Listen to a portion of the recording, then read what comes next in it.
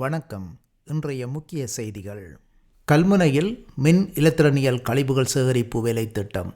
உலக சூழல் தினத்தை முன்னிட்டு கல்முனை மாநகர சபைக்குட்பட்ட பிரதேசங்களில் மின்சாரம் மற்றும் இலத்திரனியல் கழிவுகளை சேகரிக்கும் வேலை திட்டம் முன்னெடுக்கப்பட்டது.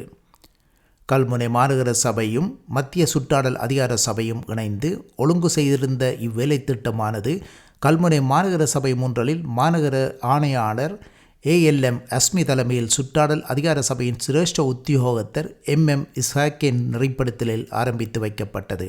இவ்வேலை திட்ட நிகழ்வில் மாநகர சபையின் பொறியியலாளர், கணக்காளர், உள்ளூராட்சி உத்தியோகத்தர், சுகாதார பிரிவு பொறுப்பு உத்தியோகத்தர், பொது சுகாதார பரிசோதகர், மேற்பார்வையாளர்கள், கல்முனை பிரதேச செயலக அபிவிருத்தி உத்தியோகஸ்தர்கள் பங்கு பெற்றிருந்தனர்.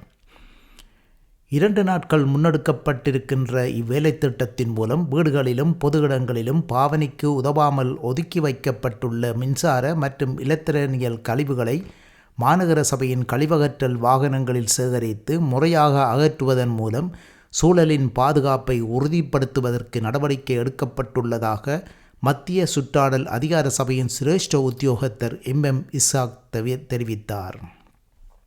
தொடர்கிறது தேனாரத்தின் செய்திகள். போலி ஆவணங்களை காண்பித்து தன்னை மருத்துவர் என்று அறிமுகப்படுத்தி கனடாவில் உள்ள ஒருவரிடம் 1,42,00,000 ரூபாவை மோசடி செய்த குற்றச்சாட்டின் பேரில் அவரை யாழ்ப்பாணம் போலீசார் கைது செய்துள்ளனர். இவ்வாறு கைது செய்யப்பட்டவர் சுன்னாகத்தைச் சேர்ந்த 29 வயது நபர் ஆவர். அவரிடமிருந்து அதிசொகுசு கார், 15 பவுன் தங்க நகைகள், 5 லட்சம் ரூபாய் பணம், 5 கைபேசிகள் அனைத்தும் போலீசார் கைப்பற்றினர். கைதான இளைஞர் தன்னை ஒரு மருத்துவராக அடையாளப்படுத்தி போலி ஆவணங்களை தயாரித்துள்ளார்.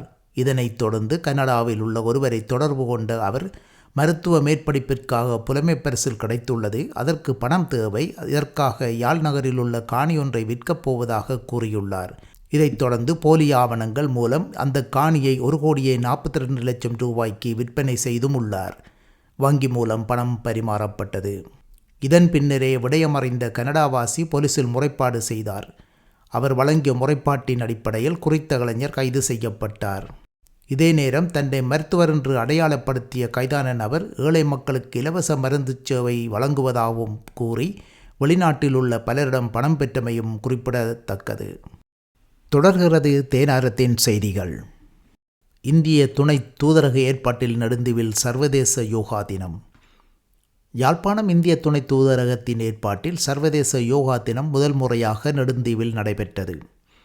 கடந்த சனிக்கிழமை நெடுந்தீவு மகாவித்தியாலயத்தில் நடந்த இந்த நிகழ்வில் சுமார் 250 மாணவர்கள், ஆசிரியர்கள் ஆர்வத்துடன் கலந்து கொண்டனர்.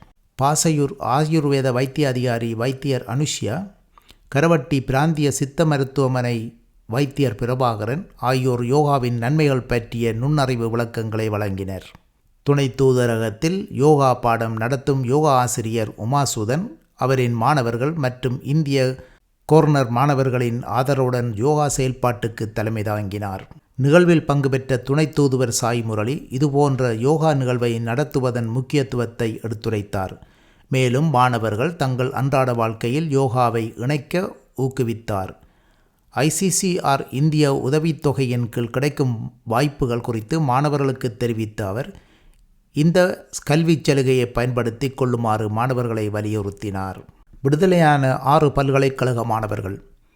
மட்டக்களப்பு மயிலத்தமடு மாதவனை மேல்சித்தரை சிங்கள ஆக்கிரமிப்புக்கு எதிராக கடந்த 2023ஆம் ஆண்டு நவம்பர் மாதம் 5ஆம் தேதி போராட்டம் ஒன்றை மேற்கொண்டிருந்ததாக யாழ்ப்பாணம் மற்றும் கிழக்கு பல்கலைக்கழக மாணவர்கள் ஏறாவூர் நீதிமன்றத்தால் விடுதலை செய்யப்பட்டனர். போலீசார் போதிய சாட்சியங்களை முன்வைக்க தவறியமை, குற்றப்பத்திரிகையில் காணப்பட்ட முரண்பாடு, மேலும் குற்றச்சாட்டுகளை முன்கொண்டு செல்வதற்கான எதுவித முகாந்திரங்களும் இல்லை என்னும் அடிப்படையில் குற்றம் சாட்டப்பட்ட இந்த 6 பல்கலைக்கழக மாணவர்களும் நீதிமன்றத்தால் விடுதலை செய்யப்பட்டனர். இத்துடன் நமது செய்திகள் முடிவடைகின்றது. வணக்கம்.